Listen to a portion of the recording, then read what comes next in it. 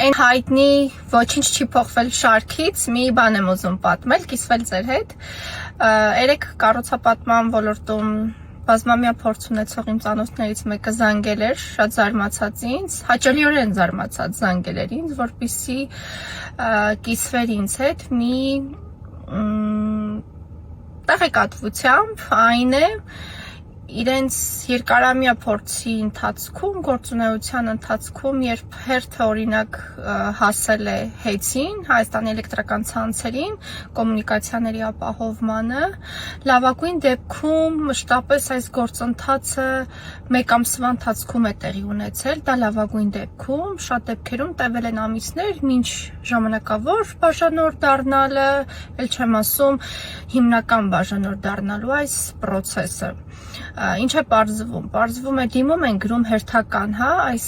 գործընթացով անցնելու համար եւ 3 օրվա ընթացքում HEC-ը արձագանքում է դիմումին, կազմակերպում է այս ամբողջ գործընթացը եւ ծանոթս, որպես արդեն ներդրողը զարմացած էր, որ նախկինում երբեք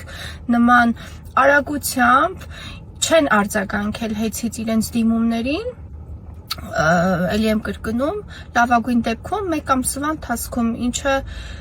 թույլ է տալիս մեզ ենթադրել, որ ֆինանսական զգալի